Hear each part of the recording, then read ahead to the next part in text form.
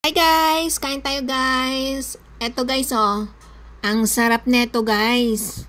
Diba yung usual na atsara na ginagawa natin guys is yung papaya na atsara.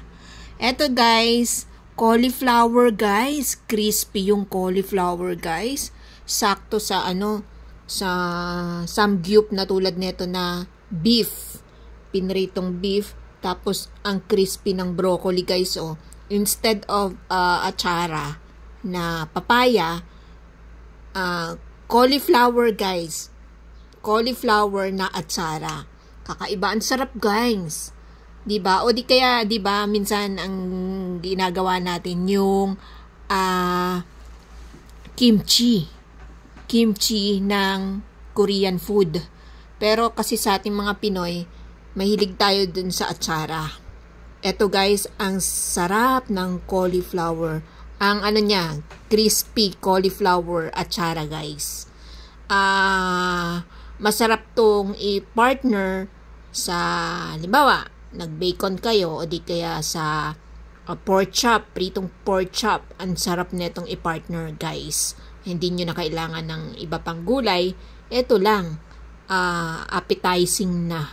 Ang sarap guys oh, crispy. Sarap guys. Sarap sa partner dito sa sa beef samgyup yan guys na pinrito. So sa mga gusto guys, PM lang kayo guys sa mga gusto nito. Masarap to. Masarap ang paggagawa. Sakto yung tamis niya, ang sakto din yung asim, ang crispy nung fresh yung cauliflower. Para siyang yung pagka-crispy nung atsara na papaya. Ganun guys. Manamis-namis. Ang sarap. Tapos may mga pa yan, bawang. Masarap talaga siya guys. Kaya kain tayo guys. Message lang sa mga gustong makatikim neto guys. Ang sarap niya no. Cauliflower. Siya? Healthy food. 'Di ba? Dahil yung partner niya hindi healthy kasi karamihan ng kinakain natin tulad niyan is pritong beef. Fried beef samgyup.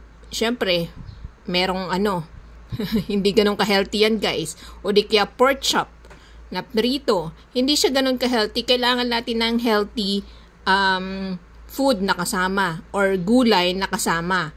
Para kumbaga balance, pangtanggal ng unhealthy dun sa kinakain natin. So, eto ang sarap niyan guys. Ang sarap niya. Kaya pa guys, message lang o di kaya comment lang sa mga gustong makatikim neto.